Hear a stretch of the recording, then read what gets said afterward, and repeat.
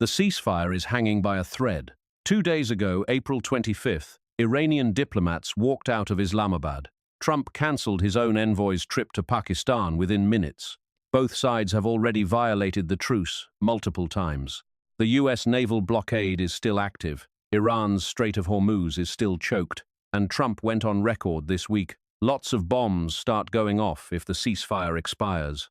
Here's what that actually means inside America. The Strategic Petroleum Reserve covers 30 days. Grocery supply chains run on 3-day inventory. A divided Congress never formally authorized this war. And the last time Iran and the US sat across a negotiating table, February 28, 2026, America launched airstrikes before the diplomats even left the room. Iran hasn't forgotten that. Neither should you. The clock didn't stop. It just paused. And as of today, April 27th, no one knows what happens next.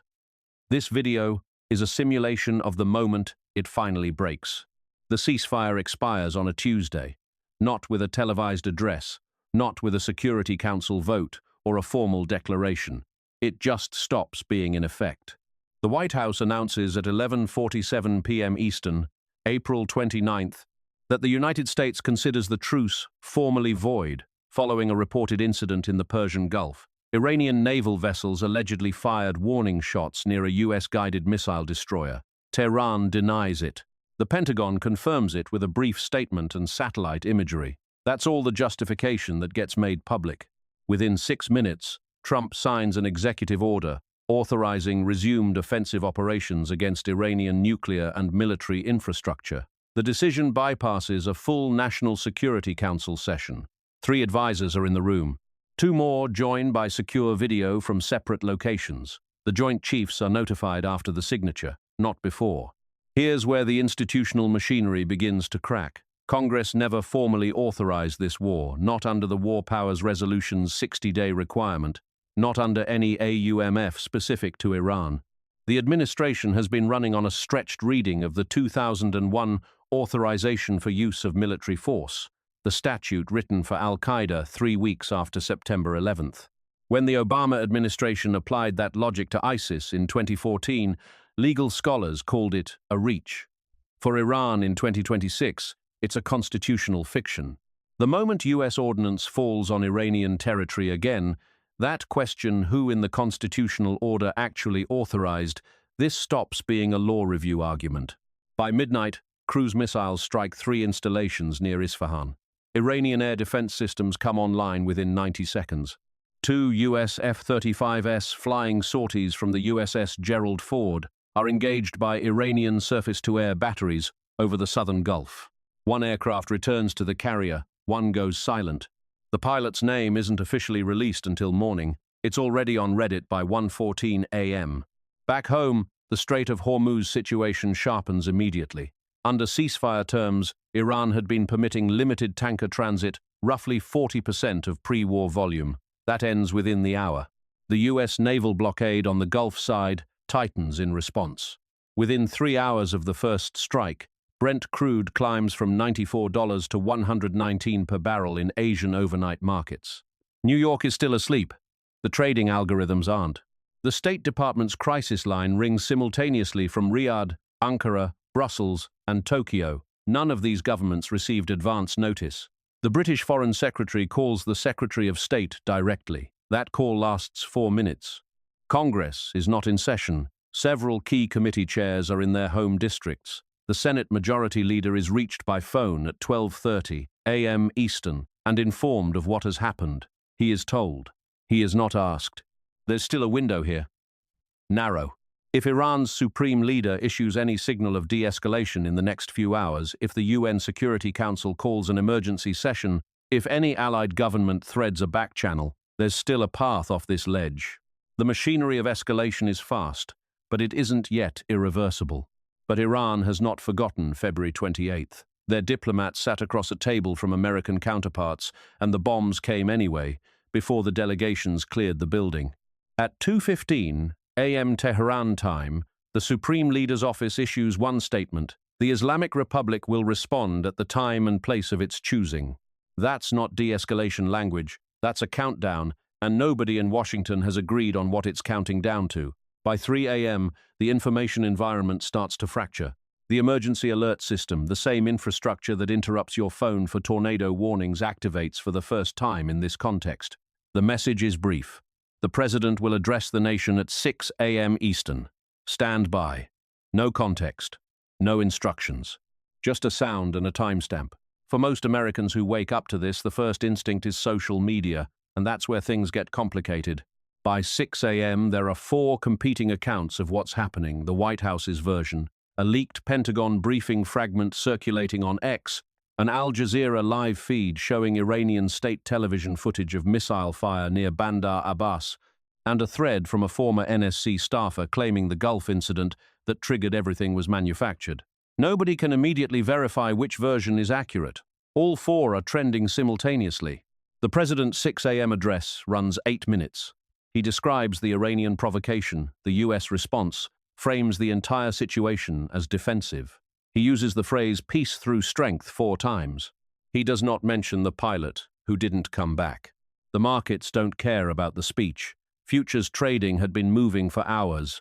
When the New York Stock Exchange opens at 9:30 a.m., the Dow drops 1,800 points in the first 11 minutes before circuit breakers halt trading. The S&P 500 triggers its level 1 breaker, a 15-minute pause at 9:41 a.m. When trading resumes, it falls another 6% before finding a floor. The word stabilizing is doing a lot of work that morning. Oil hits $131 per barrel by noon. Here's what that number means practically. The Strategic Petroleum Reserve holds roughly 300 million barrels, about 30 days of U.S. consumption at current rates. The administration begins drawing on it by midday. That buys time. It does not fix the Hormuz problem. Roughly 20% of global oil transits that strait on a normal day. Right now, essentially none of it is moving. Congress tries to reconvene. Tries. The Speaker calls an emergency session for 2 p.m. Several members can't make it, flights disrupted. 2 cite security concerns. 1 congressman from Arizona releases a statement calling the session premature. The session convenes with incomplete attendance. There is immediate disagreement about whether a war powers resolution is applicable, binding, or even the right vehicle. That argument does not resolve by end of day. The Federal Reserve holds an unscheduled conference call at noon. The statement released afterward is careful. The Fed continues to monitor developments. Translation: they don't know yet. What they privately know is that interbank lending markets are beginning to price in serious risk. Nothing is frozen, but the temperature is rising. Meanwhile, in cities like Chicago, Houston, and Phoenix, the first thing people actually feel is the gas station. Prices haven't dramatically spiked yet, not this fast, but uncertainty alone is enough to change behavior. Lines form at stations near highway exits by early afternoon. Not panicked lines, just longer than usual. People filling up who normally wouldn't bother.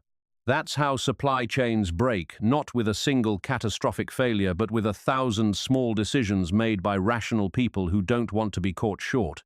By 9 p.m., a major grocery chain in Florida releases a statement asking customers to shop normally. That statement has the opposite of its intended effect. Congress adjourns without passing anything, without voting on anything, without formally saying a word about whether this war has legal authorization. The first 24 hours close with no mechanism in place to stop what's building, and no institution that has clearly decided to try. On the morning of day 2, most Americans understand 2 things. Gas is more expensive and something serious is happening in the Gulf. What they don't yet understand is that those 2 facts are connected in ways that will reach into every part of ordinary life within 72 hours. Iran launches a coordinated cyber attack on U.S. financial infrastructure at 3:47 a.m. The attack targets SWIFT messaging systems used for interbank transfers and hits 4 mid-sized regional banks in Texas, Ohio, and Georgia. None go dark entirely, but transaction processing slows dramatically. By 7 a.m., customers at 2 of them are seeing failed debit card transactions. The banks issue statements blaming technical difficulties. That's technically accurate and completely misleading. The Federal Reserve and Treasury convene an emergency call at 8 a.m. The decision made in that call to delay public acknowledgement of the cyber attack while assessing scope is, in retrospect, the wrong decision. Because by 10 a.m., independent security researchers have identified and published the Iranian origin of the attack. The official silence holds for 2 more hours. Those 2 hours cost something that can't be recovered, the baseline assumption that the government is telling you what it knows. On day 2, Iran fires 63 ballistic missiles at US and allied bases in Qatar, Bahrain, and Kuwait.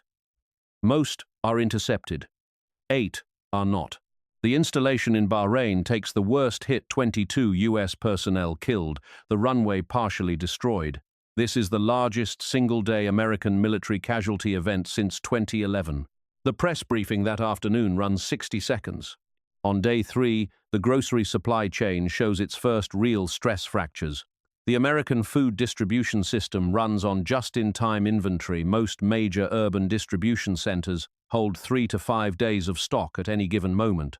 The immediate problem isn't a shortage of food in the country. It's fuel. Long-haul trucking runs on diesel. Diesel hits $5.40 per gallon nationally on day 3, morning. Some regional distributors begin triaging routes. Others are waiting for clarity before committing fuel budgets at current prices. The outcome is the same either way. Certain sections of certain stores begin to thin. Social media does what social media does. A photograph of empty pasta shelves in an Atlanta grocery store gets 3 million impressions in 4 hours. The image is real. The context, one section, one store, one city gets stripped away immediately. On day 3 afternoon, Governor Greg Abbott of Texas activates the Texas Defense Force's roughly 2,000 personnel under state command, citing the need to protect critical Texas infrastructure, including refineries and Gulf Coast ports. His language is careful. He says nothing constituting open defiance of federal authority. But the signal is clear. Texas is making independent decisions about its own security posture and not waiting for Washington to direct it. Abbott's move has a specific legal foundation. Under the 10th Amendment and Texas state law, the TDF exists outside federal control. The National Guard can be federalized by presidential order. The TDF cannot. This distinction is about to matter more than almost anyone in Washington currently appreciates. The White House does not respond publicly to Abbott's activation.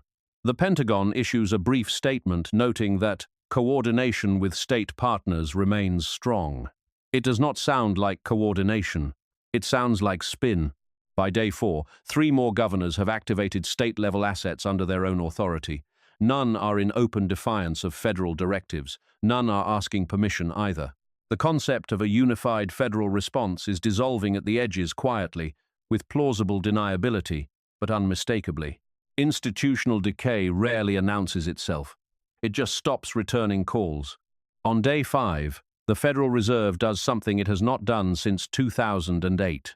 It suspends normal interbank lending requirements and activates emergency liquidity facilities for the entire U.S. banking system simultaneously.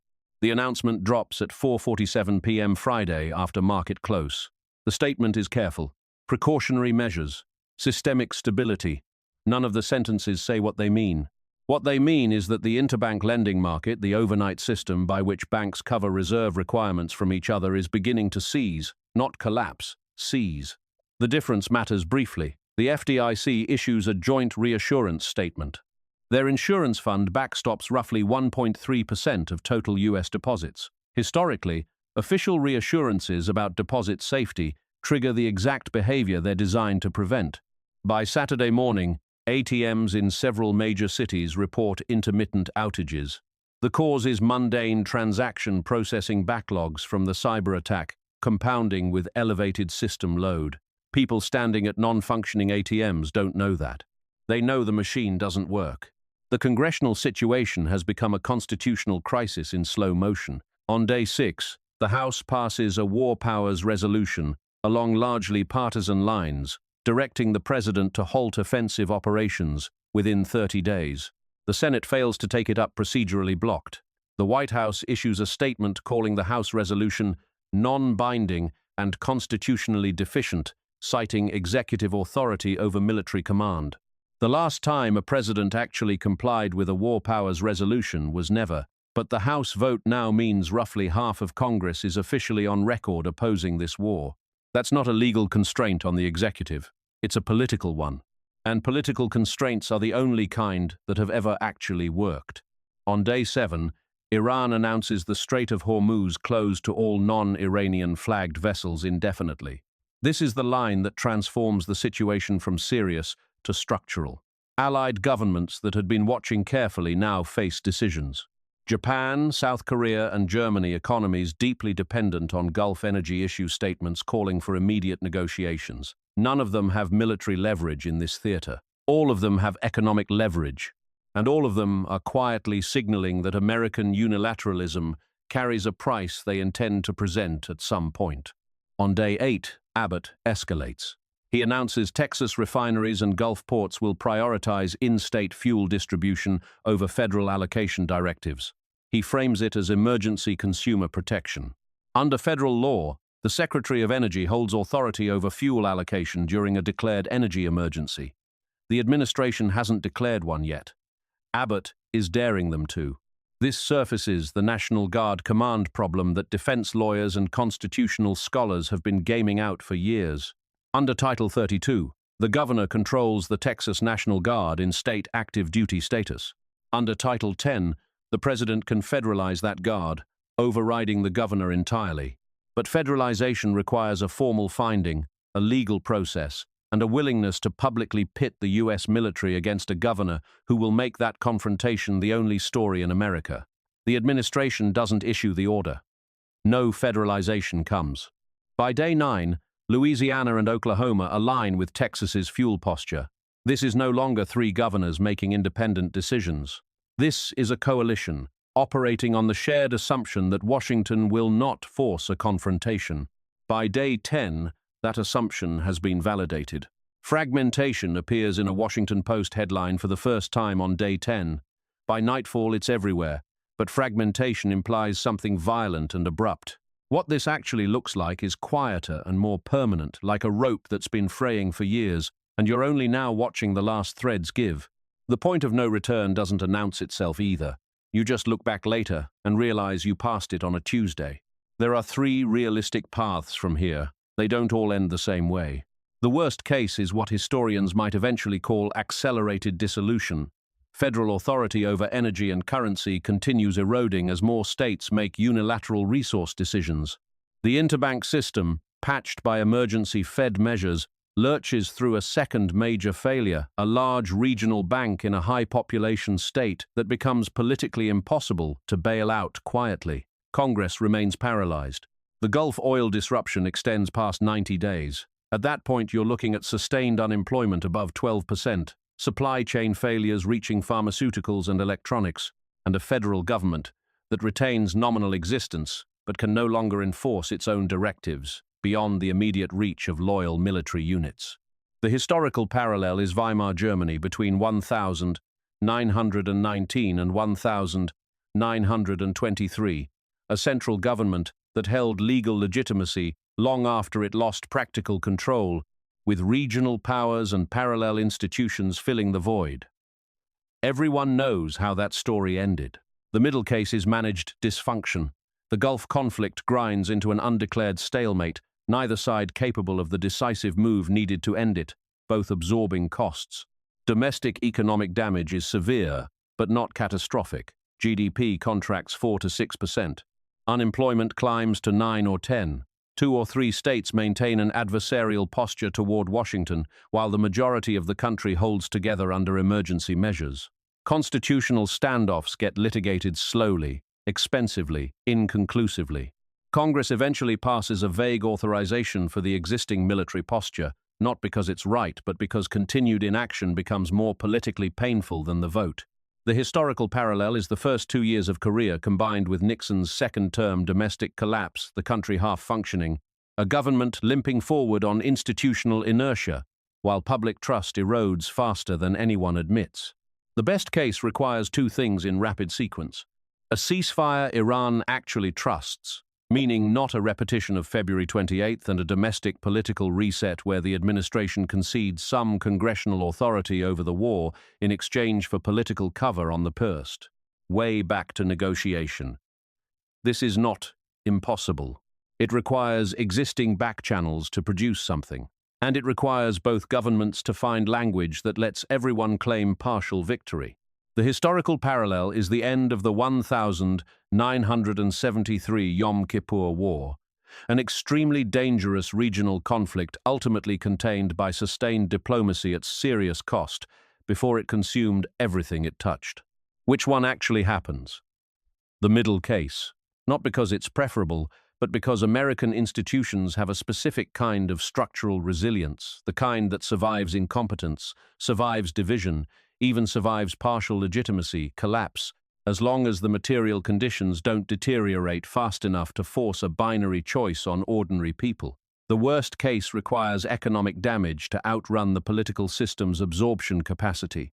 The best case requires political will that no one currently in a position of power appears to possess. The middle, protracted, expensive, dignity-stripping dysfunction is what this country has always defaulted to when everything else fails. The United States came out of the Civil War. It came out of the Depression. It came out of Vietnam. It has always come out, just never quite the same way it went in. So here's what to actually watch. Not the military situation that's going to do what it does. Watch the bond market. Watch the state legislatures. Watch what the National Guard commanders in Texas, Louisiana, and Oklahoma are being told by their governors versus what the Pentagon wants from them. The war in the Gulf is a crisis. What happens inside this country over the next 60 days is something else, a renegotiation of what America actually is, conducted without anyone admitting that's what's happening. Those are different things, and only one of them has a permanent answer.